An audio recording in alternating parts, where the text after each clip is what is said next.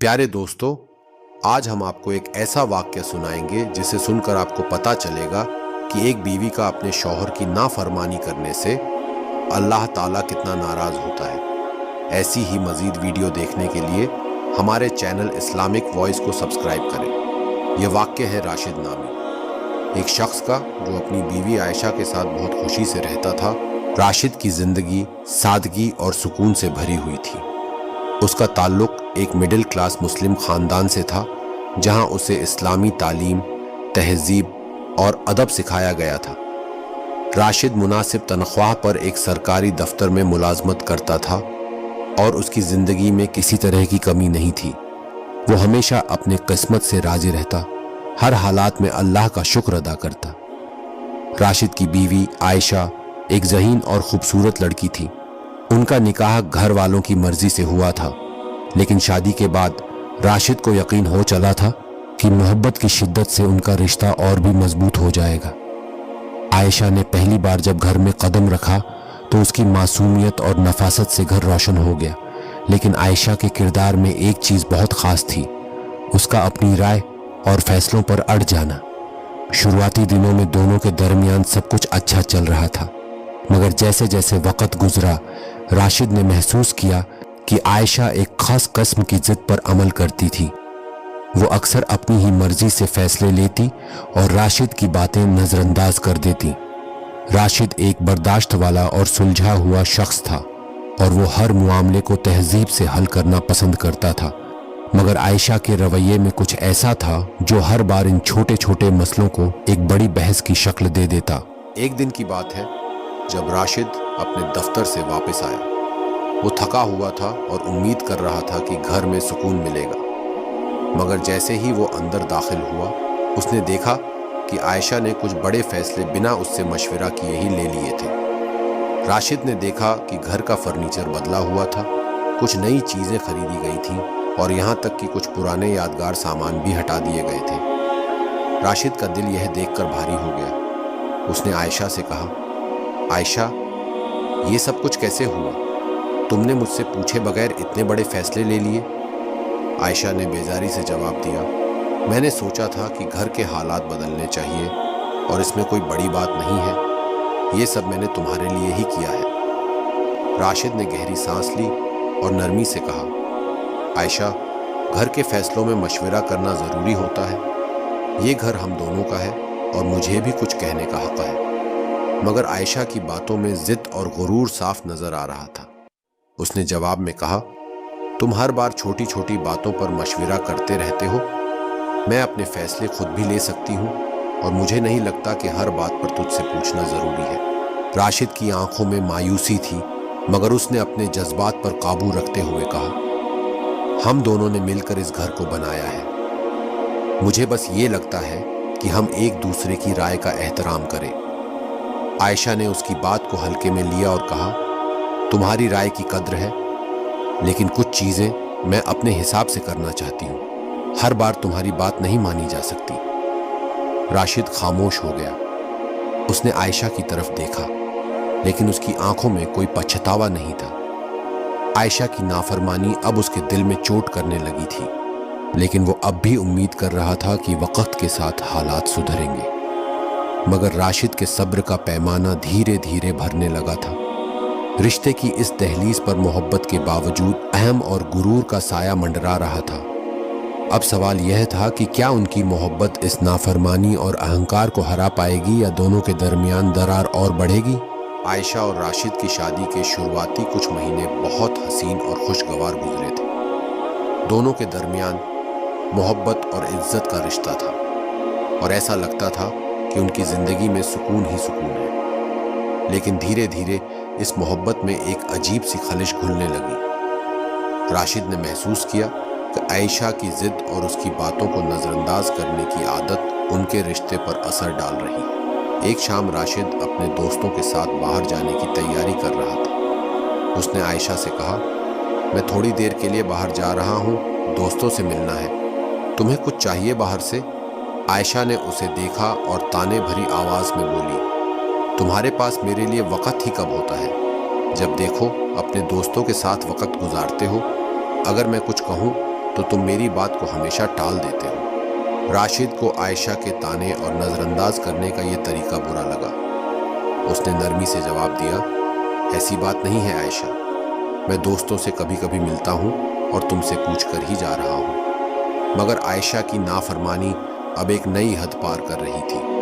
उसने अपने लहजे में सख्ती लाते हुए कहा, मुझे इन बातों में कोई दिलचस्पी नहीं है। जो करना है तुम वही करोगे, तो फिर मुझसे पूछने का क्या फ़ायदा। राशिद के सब्र का पैमाना अब भरने लगा था। उसने सोचा कि आयशा से अब इस मसले पर खुलकर बात करनी चाहिए। वो जानता था कि अगर उसने इसे यूं ही छोड़ दिया तो उनके रिश्ते में खटास बढ़ती जाएगी। राशिद ने गहरी सांस ली और बैठते हुए कहा, आयशा, हमें बात करने की ज़रूरत है। मैं महसूस कर रहा हूँ कि हमारे दरमियान कुछ गलत हो रहा है। मैं तुम्हें इज्जत देता हूँ, तुम्हारी बातें सुनता हूँ, लेकिन तुम्हारी तरफ से वही चीज़ मुझे महसूस नहीं होती। हर बार जब मैं तुमसे कोई राय मांगता हूँ या किसी मसले पर मशवरा करता हूँ तो तुम मुझे अनदेखा कर देती हो। हमारी शादी इस तरह नहीं चल सकती। आयशा ने उसकी बातें सुनी, लेकिन उसका रवैया वही रहा। उसने अपनी जिद भरी आवाज में जवाब दिया, तुम्हें हर बार मेरी मर्जी पर चलने की आदत डालनी चाहिए। अगर मैं कुछ कहती हूँ तो मुझे पूरा हक है कि उस पर अमल करूँ। मुझे हर बात पर समझौता करने की आदत नहीं है। राशिद ने मायूस होकर उसकी तरफ देखा।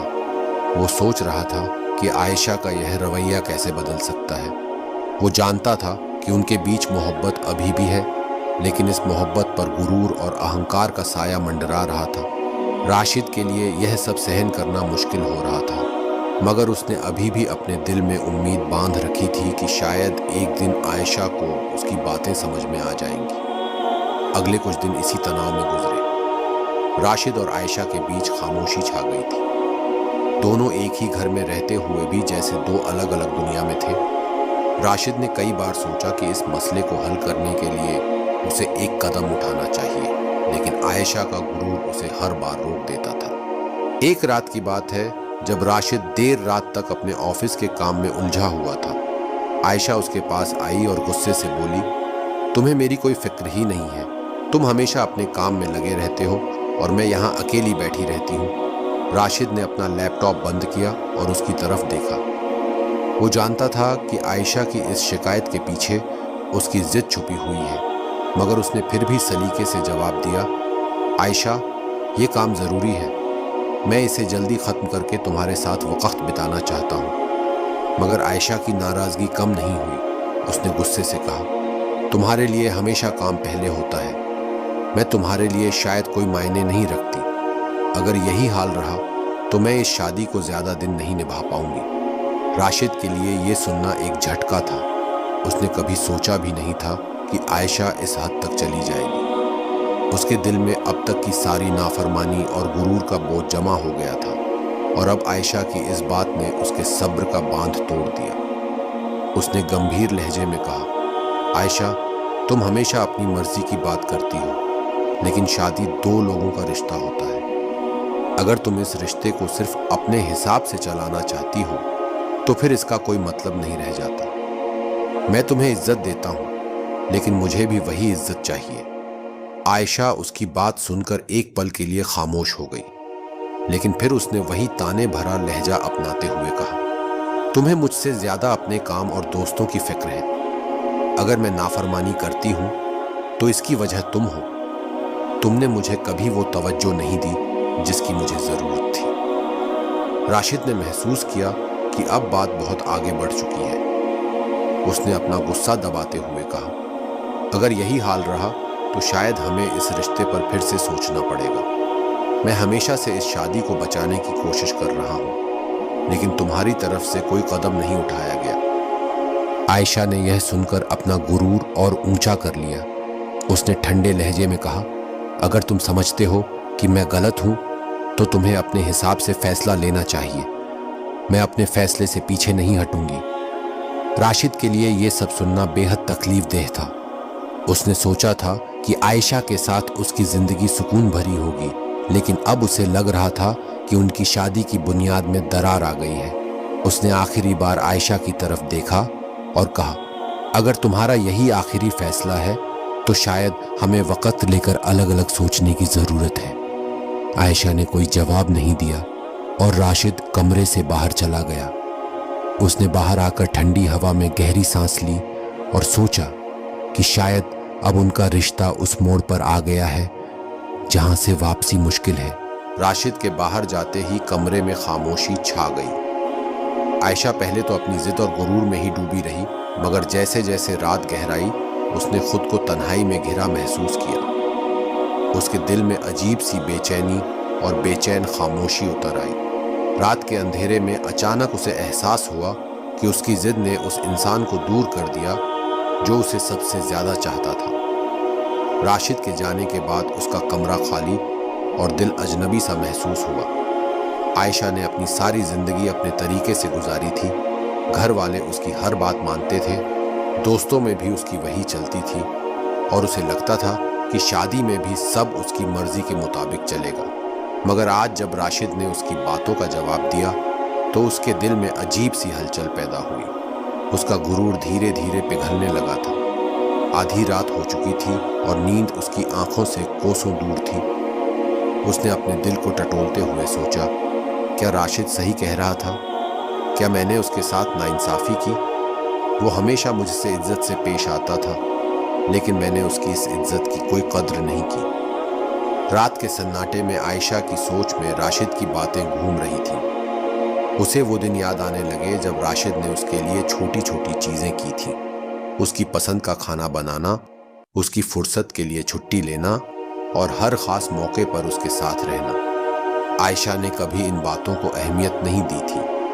اسے اب محسوس ہو رہا تھا کہ راشد ہمیشہ اس کی خوشیوں کے لیے سمجھوتے کرتا رہا، جبکہ اس نے راشد کے لیے کبھی اپنی ضد چھوڑی ہی نہیں۔ عائشہ کی آنکھوں سے اچانک آنسو بہہ نکلے۔ وہ اس احساس سے بوجھل محسوس کر رہی تھی کہ اس کی نافرمانی نے ان کے بیچ دوری پیدا کر دی۔ اس نے پہلی بار اپنے دل میں سچی پچھتاوا محسوس کیا۔ اس کے غرور میں پہلی بار ایک درار آئی اور وہ درار دھیرے دھیرے ٹوٹنے لگی۔